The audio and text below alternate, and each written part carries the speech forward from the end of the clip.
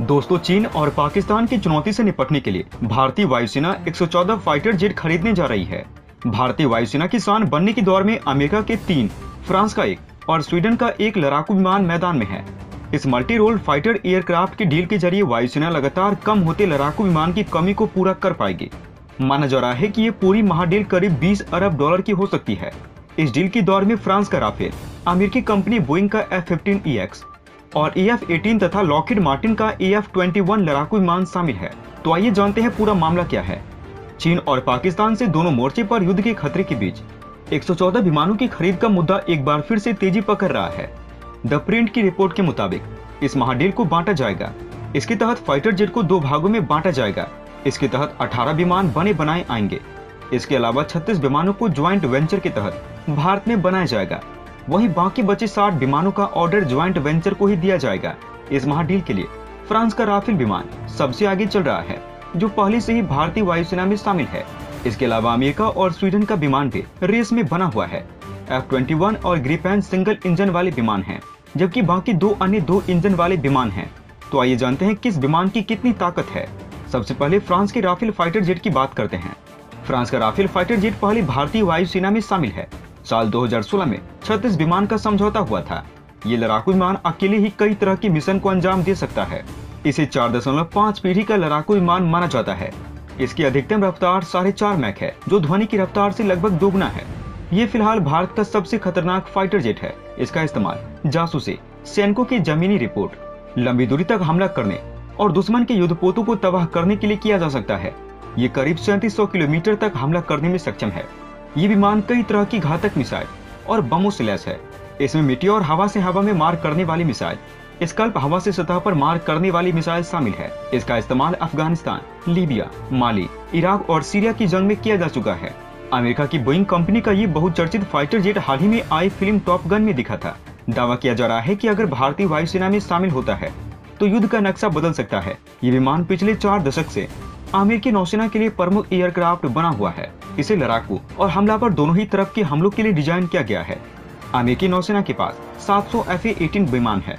भारतीय वायुसेना जिस विमान पर चर्चा कर रही है वो 2 इंजन वाला है और एयरक्राफ्ट कैरियर भी उतर सकता है। ये विमान 2500 पाउंड की वजन उठा सकता है। इसमें हवा से हवा में मार करने वाली AIM-9X Sidewinder air to air missile, AIM-120 air to air missile और इसके साथ ही विमान AGM-154 हवा से जमीन पर हमला करने वाली मिसाइल लगी है। इसके अलावा कई घातक बम भी लगे हुए हैं। इसमें कमी ये है कि ये रडार को चकमा देने की क्षमता से लैस नहीं है।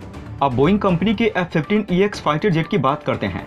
बोइंग कंपनी का भी ये एक शानदार फाइटर जेट है। ये F-15C लड़ाकू विमान का अपग्रेडेड वर्जन है।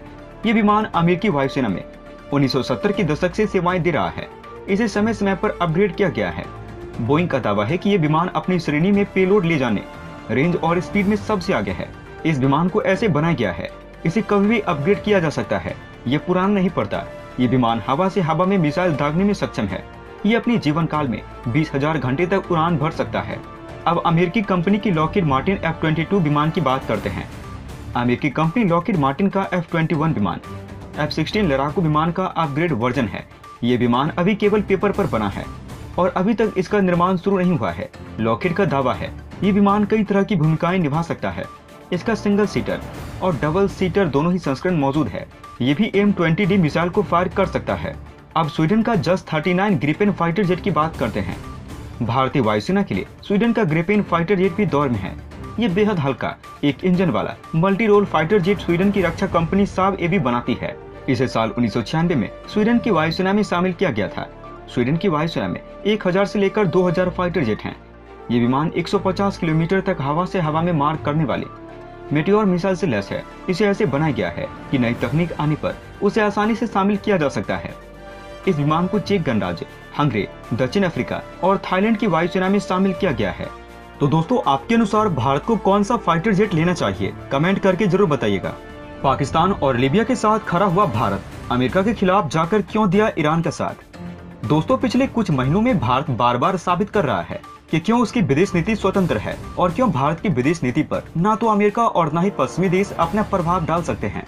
ईरान के मुद्दे पर अमेरिका द्वारा लाए गए एक अहम प्रस्ताव पर भारत ने वोटिंग से गैर हाजिर रहकर ईरान की न सिर्फ बहुत बड़ी मदद कर दी है, बल्कि भारत ने एक बार फिर से साबित किया है कि उनकी विदेश नीति गुटनिरपेक्ष सिद्धांत का ही पालन कर रही है।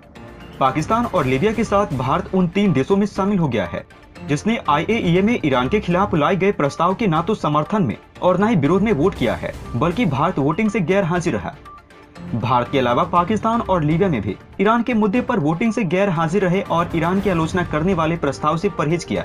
ईरान के खिलाफ IAEA ने ये प्रस्ताव को अमेरिका द्वारा लाया गया था, जिसका समर्थन फ्रांस और ब्रिटेन जैसे देशों ने किया था और भारत को लेकर सबकी निगाहें जमी थी कि क्या भारत ईरान के मुद्दे पर भी रूस जैसा ही फैसला करता है या फिर अमेरिकी प्रस्ताव का समर्थन करता है।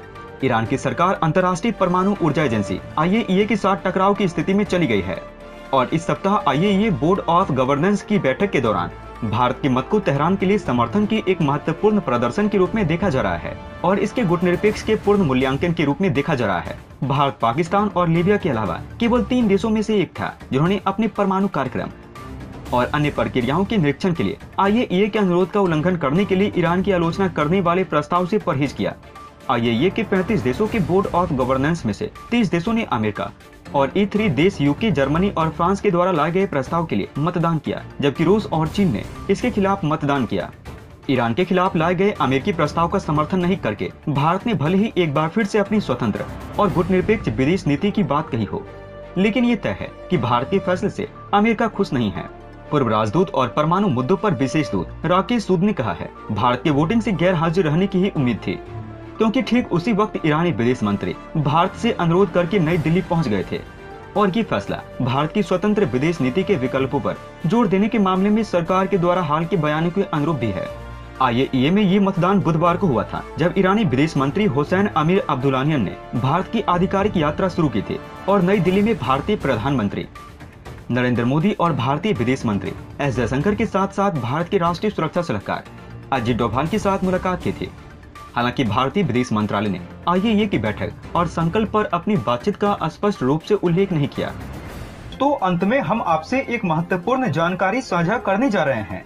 नीचे डिस्क्रिप्शन में दिए गए लिंक पर जाकर आप इंडियन आर्मी मर्चेंडाइज खरीदकर सपोर्ट कीजिए और पूरे देश का हौसला बढ़ा दीजिए। जाने से पहले वीडियो को लाइक और शेयर करें तथा चैनल को सब्सक्राइब करना न भूलें। तब तक के लिए धन्यवाद। जय हिंद, जय भारत। अच्छा सुनो, चैनल को सब्सक्राइब करो, उसके बाद घंटी बजा देना ताकि अगली वीडियो आपसे मिस न हो पाए। Thank you.